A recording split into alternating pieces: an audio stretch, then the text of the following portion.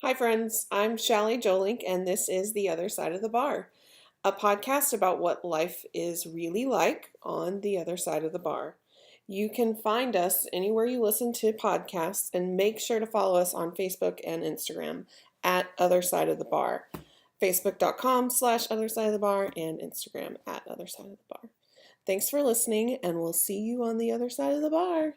Cheers. Hey y'all, this is Shally. This is Rebecca. And this is another episode of The Other Side of the Bar, and we are with... Josie Fluri von Willmann. Cool. And where do you work, Josie? I work at Billy's on Burnet, north side of Austin, Friday and Saturday daytime bar. Mm-hmm. And then I also pick up shifts here and there at the Mohawk, which is off of Red River in Austin. It's a music venue. And that's about it. Cool. So we're actually at Radio Coffee Bar. It's like I don't know what it's officially called, Radio something. It's a coffee shop in South Austin. Thanks for meeting us. Of course, my pleasure. Man, I'm almost out of coffee. That sucks. So we can take a little break here in a second. Yeah. Even though we just started, it's cool. So I'm just going to start by asking you what I ask everyone, which is, what's your story? How did you get here? How did you get, working in, I guess, the service industry as, I never know if, do you say the service industry as a bartender? Yeah, sure, of course, yeah. So, how, you can share as much or as little as you want to. Are you in Austinite? No, I moved here from Florida originally about 11 years ago. Mm-hmm. And I worked, I'm trying to think my first real service job. That was in Florida, right? Well, it was probably in Denver. Actually, it started in Atlanta. Then I moved to Denver. Mm-hmm. And I worked at a little restaurant there called Good Friends. It's no longer there. It was on Colfax. Really cool place. And then moved to Florida because my mom lives there and my grandmother. They're from Holland. So I think we left off with since you stopped, why don't you didn't want to get your coffee? Oh, that's a good idea. All right, sorry about that, y'all. My phone rang. So we were talking about the cruise ship. What was the name of it? My first, I guess it was my first real bartending gig, if you can call it a bartending gig. It was on this place, this boat that went up and down the St. Johns River called the River Ship Romance. And they did a daytime cruise and then they did a nighttime cruise. And the nighttime cruise is mostly couples and they'd have dinner and stuff. The daytime cruise was what I worked, and it was mostly people over 75. And they would they would just do bird watching, and they'd have lunch, and then they'd go upstairs. There's 2 levels on the ship, and they'd go upstairs, and there was a bar there, and that's where I was behind the bar and making tipped in quarters. Oh jeez. Oh my god. If I don't have to make another pina colada or a Harvey Wallbanger or I don't even know, I'll be happy. Daiquiris out the yin yang. And but it was fun, and they did this little song and dance thing where all the staff had to sing along tiny bubbles, tiny bubbles. Yeah, totally. And but it was cool. I really enjoyed that. I got to meet some really cool people, and this one woman in particular, I remember they were eating lunch and she was still downstairs and everyone else was doing the bird watching thing upstairs. And I went by and she was sitting in her booth all by herself, and it would seat about 200 for lunch. And I said, "Hey, what are you doing down here? Where are your friends?" And she's like, "Oh, they're all young. They're in their 80s. They're upstairs, dancing and watching the birds." And I'm like, "Why aren't you up there?" She's like, "Well, I can't get up the stairs anymore," and blah blah blah. And she was there for her birthday. Her name was Rose, and she was turning 102. Yeah, oh my god! Right? Amazing. She was super cool, and she was dressed to the nines, with a scarf, and her earrings matched her necklace, and she was all done up. And so I sat with her for a minute, and I was like, "So, what is your the biggest change that you've experienced being 102?" And this was in 2001. I was like, was it, the man on the moon, or was it the TV? And she said, no. She said it was the radio. And she said that she was living in New York City. She was 8. And her father heard that someone had this box and voices were coming out of it. And they were doing a display or a show. And it was out in this farm in the middle of upstate New York somewhere. And she rode there with her dad, horse and carriage.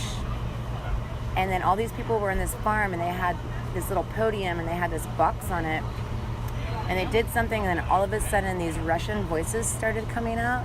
And she said it was so crazy because you imagine it's an inanimate object and it's making noise, something that no one's ever seen before. Yeah. And she said it was so crazy. Some people were killed themselves because they thought it was the end of the world. And it was mayhem, she said. It was the wildest thing. And she's like, now it's just so normal, It's That's like, isn't that crazy? I love that. Yeah. But yeah, so that was like my coolest river ship romance experience. And then I was there for a minute, and then I ended up some friends were like, oh, they're opening some bar, a new place called Sky Bar in Orlando. So I went there and applied, and I got a job there cocktailing, and I was there for about a week. And then the owners were, they asked me if I'd be interested in managing the music venue that they owned, and it was downstairs called The Social. And so I did, and I started managing a music venue in Orlando called The Social. I was there for about 4 or 5 years, and then I realized that there wasn't, like, in Orlando, at the time, there wasn't a place that I really wanted to just hang out bar-wise, and so... It's changed a lot, though, right? It's changed a lot. So I opened a bar that I wanted to hang out in, and called Red Light. It's still there. My buddy Brent Hernandez, who is my partner in Orlando, still owns it, and he's now brewing beer, which is super cool. And he has something working with, like, I think it's like University of Florida or something. I could be wrong.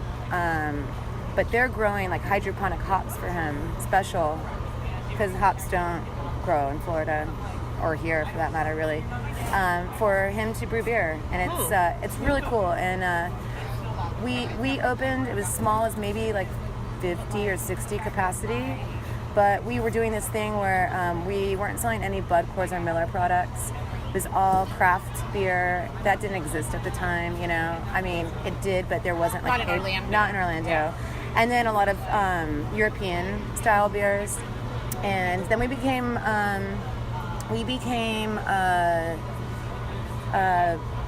part of the John's Lockerstock series for Rogue Brewing Company.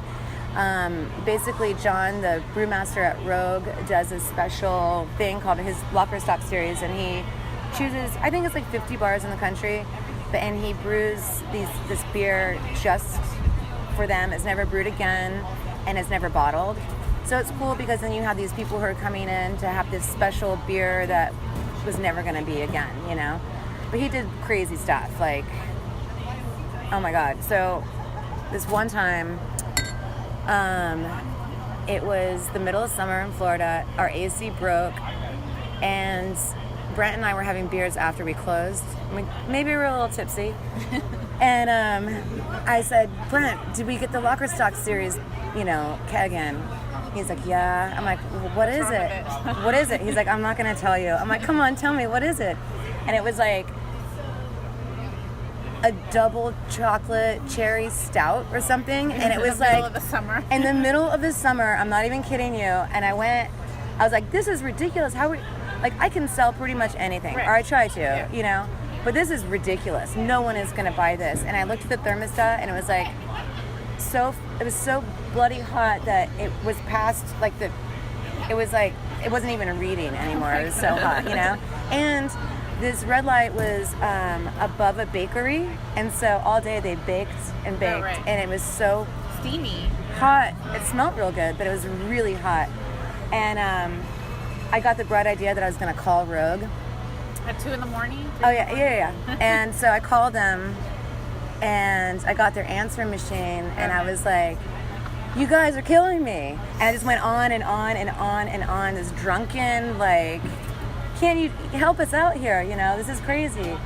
And then the next morning, I'm like, oh my God, what have I done? They're going to kick us off of the Locker Stock series. They're not going to send us any more beer, blah, blah, blah. And they kept on sending us kegs every month. So I was like, all right, they're not that pissed. Fast forward a few years, I'm in Austin. I moved to Austin because of, I'm in a band, or was in a band, and we wanted to be in a more band-friendly city. So we moved to Austin, and I was working at this place called the Ginger Man, which is a multi-tap beer bar here in Austin. Oh, yeah. It's still around? It's still around, yeah. They just opened a Hill Country Galleria shop. They're about to close a downtown location. They've been there for over 20-something years, but they're going to reopen in March of 2019 on the east side. Oh, wow. Okay. Yeah. So I was working a shift, and it was like kind of early afternoon, and all these guys come in. You can tell they're beer guys because, you know, you could just tell. They're like, you know, they have the beards and the stature. Beard and guys and gals. The gals didn't have beards, just the guys. Anyways, there's a group of them, and I hear one of the bartenders go, oh, Rogue is here. And I was like, oh, shit. They walk in, and they ask, is there a Josie that works here? And I, like, hid behind the bar. I'm like, oh, my God. I'm so embarrassed. And then, am I getting red? Like, oh, my God. So basically, they were in Florida. They were doing a tour of all their Locker Stock bars, and they came by Ginger Man because they were talking to Brent. And they're like, where's Josie? And he's like, oh, she moved to Austin. They're like, oh, well, we'll be there, so we'll find her. And so they came in, and they're like, oh, my God, that message that you left, talking about messages earlier, that message that you left in the answer machine, we kept it, and whenever someone's having a bad day, we play it over. And I'm like, holy shit, that's been like years. And they're like, yep. And I'm like, oh my gosh. I'm like, I want to hear it. I'm like, no, I don't want to hear it. Like, it must be awful. But they were all like, oh. And then they're like, you don't look like how we imagined you looking. I'm like, what, like a crazy person? Like, hilarious though, yeah. So wait, did you still have to sell it though? You didn't get an exchange? Oh no, we sold it. Sold it. Yeah. And people drank it. Thanks, Rogue. Love you. That's funny. I now want to know what that message said. I know, crazy. Someone has it somewhere. That's really funny. Rogue should release it on Facebook. Oh God, no, please. Don't get any bread ideas. Oh, so anyway, so yeah, where are we? We're in Austin. How did you get to Billy's? Like, so you worked at Ginger How Man. did I get to Billy's? Was that your first job in Austin? I think you were one of our favorite regulars, right? I was a regular. I lived on the north side. I was a regular, and then somehow I got talking to Rebecca or Alex. I don't think I was working there yet. And Alex knew you were like the bartender extraordinaire. Well, yeah. I mean, we knew each other, and then just from going in there and drinking beers, and then somehow swimming came up because I used to swim. I swam through college, and I was a competitive swimmer, and somehow it came up. Competitive? She was a junior Olympian. and he said, oh, I have 2 daughters, and they need to learn how to swim. Do you ever give swim lessons? And I said, sure. So I gave Rebecca and Alex's little girls at the time. Now they're like all grown up and yeah, crazy. I taught them how to swim. Yeah. So, and then Alex one day says, hey, you know, I know you were at Mohawk, and before I was at Mohawk, I was managing Emos and Antons and 2 other music venues in town. And he said, you know, I'm looking for like a fill-in kind of part-time person. Do you know of anyone like that I can trust and blah, blah, blah? And I was like, yeah, let me think about it. And then a couple days later, I called him back, and I was like, are you still looking for that person? He's like, yeah. And I'm like, I'll do it. And he's like, why? And I'm like, Why? Why? I'm like, because I love this place. And like, why wouldn't I? So, and now like they can't get rid of me. I'm like gonna be there forever. I No, tell to me, yeah, because he's always like, she still wants to work here. 'Cause he always have all these adventures and How long ago was that? projects. I don't even know. I have no concept of time. I don't know how long I've been there. I don't know, like 5 or 6 years. You think? Okay, cool. Yeah, because I mean, at least because yeah, I don't know, and I don't know when I started. Right. It's hard because like I usually like. Because we don't really, if you're listening and you're not from Austin, we really don't have seasons here. So it's like my seasons are, oh, well, was it before or after South by? Right. You know what I mean? Yeah. Like, there's that occasional, oh, it was really cold, but that hardly ever happens. Right. Or it was really hot, but that could be like now in Yeah, April it or could be something. Like, any could day. be, yeah. Could be February. Right, exactly. So, yeah, and then I started working at Billy's and When you did Indian roll or in between? I did Indian roller. I was just booking bands there, though. Oh, Wasn't it? Yeah. And now I'm making perfume and Oh, cool. still playing music, still bartending at Billy's. Do you have an Airbnb? I do. My husband Max and I have we do Airbnb. So we're kind of all over the place, but it works for us. I have an Airbnb. You do? Yeah. It's fun. It allowed me to quit my job. That's awesome. Yeah, it's busy for us. We're we're slammed all the time. That's good. Yeah. Are you all in South Austin? Just down the street. Oh, cool. Yeah, like a couple blocks away. Yeah. So I guess like you don't have to name names, but like, what's the craziest thing you've ever seen go down? Like either at Billy's or at any bar. Honestly, like maybe a bar in Austin, I guess. Or, Oh, like, just I one. mean, is this like a PG thing or is No. this okay? Let's see here. Oh, geez, you guys, I've seen so much effed Well, yeah, 'cause you up, work like downtown. effed up Yeah. stuff. Okay, I'll say one of the craziest things I've seen was this older gentleman. Well, he wasn't really a gentleman. This older guy was with this much younger girl who was obviously not old enough to drink. And I asked for her ID because they were sitting at the bar, and she didn't have it, so obviously not Can you drinking. say what bar this was at? Or you don't have to. I'd rather not. Okay. Yeah. And then he proceeded to order a double vodka soda. Obviously, it's not Billy's because we don't serve liquor Yeah. there. And he would take a sip of it and then, like, mama bird style, give it to her, like, and they would pretend like they were like making out. Oh my god, that's But so he was gross. just, and I was just like, okay. If he had any like- class, he would have bought her a shot, and she could have just slammed the shot. Oh when you my weren't god! looking. Oh my god! It was so do that. disgusting. Not like I used to. Baby bird? No. I would. Yeah.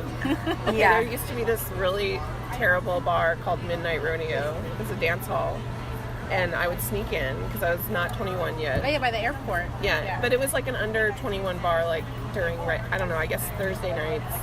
And this woman who was my boyfriend's aunt at the time, who he lived with, like snuck me shots in the bathroom there. Because I guess it was actually an all ages bar. That's pretty now that I'm common. thinking about it.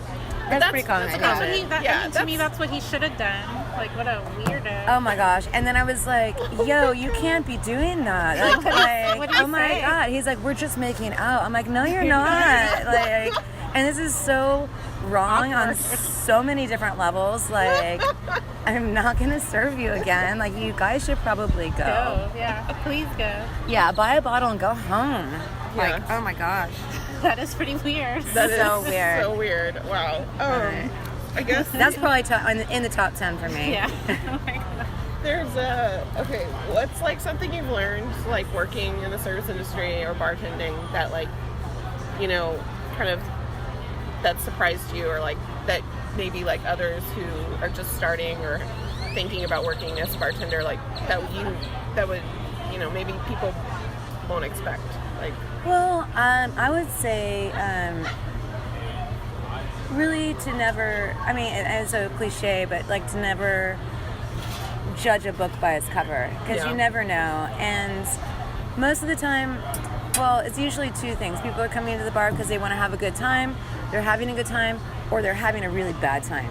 Yeah. So, and you never know what people are going through, and just to be, you know, kind and considerate no matter what. It's really hard sometimes because you feel like you're expending all of this energy and hopefully try to make everyone's experience a good one, you know? Yeah. And to leave your like bullshit at home and just like, or outside, you know, All because the same rules like in retail. And Yeah. any customer service. yeah, and to just be as nice as you can. And then, you know, obviously people are going to be jerks sometimes, and then deal with it when it happens, but like not to just like assume something, Yeah. especially behind a bar, you know, because you just never know, Yeah. you know.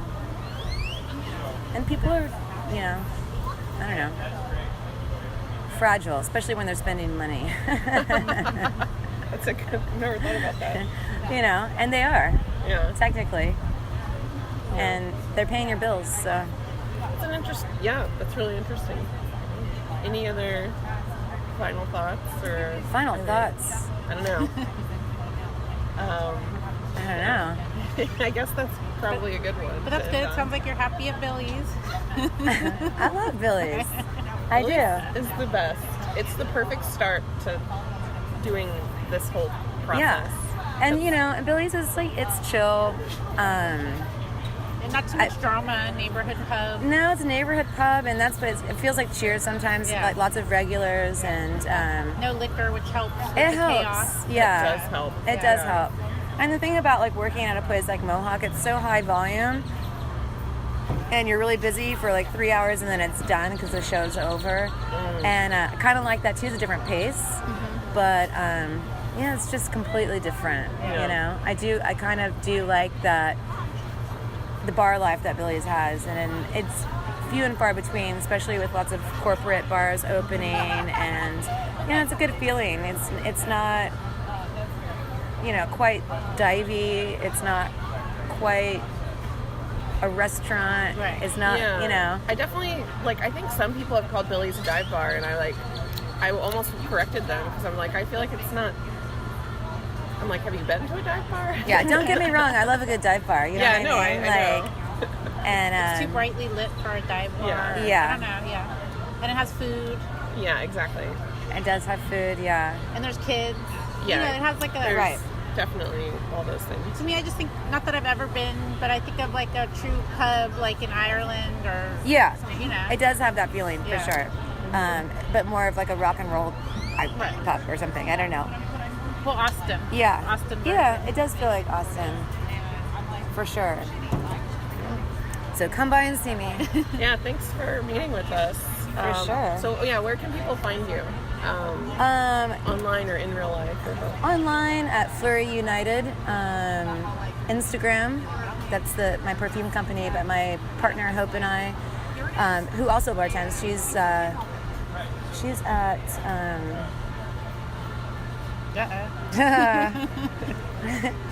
I just had oh my gosh.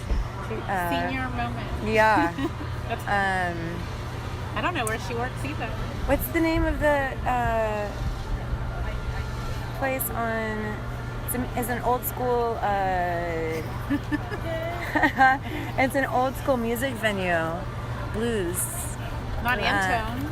Not Antone's. Oh, wait. Blue Elephant? No. Elephant Room, I mean? That's jazz. Oh, blues. You on South Lamar? Saxon Pub. There you go. Oh, okay. I was like... I was thinking of it too. Yeah. Oh my gosh, I'm so sorry. Saxon Pub. Yeah, so she bartends Yeah, I don't think there. I've been there since the 90s. I have Yeah. been That's there another in, historic, 10 like, years. Yeah. place. Yeah, for sure. And So it's- she's there, yeah, and she's my business partner, and And Fluri spelled Fluri. yes, Flurry United. And so we're on Instagram there. You can find me at Billy's on Burnet, Friday, Saturday days, and then just around. Cool. Josie knows everyone. Not really. I'm at, we're at radio often, and radio's great too because it has a lot of delicious beers on draft and coffee. So we work a lot from radio. Yeah, it's nice here. Yeah. Cool. Well, thanks for listening. I'm Shelly. I'm Rebecca. And we will see you next time on the other side of the bar. Sweet. Hi, friends. Thank you so much for listening. To find out more information, check us out on Facebook and Instagram. Facebook.com/Other Side of the Bar and Instagram @Other Side of the Bar. And let us know what you think. Thanks again so much for listening, and we'll see you next time on the other side of the bar. Cheers!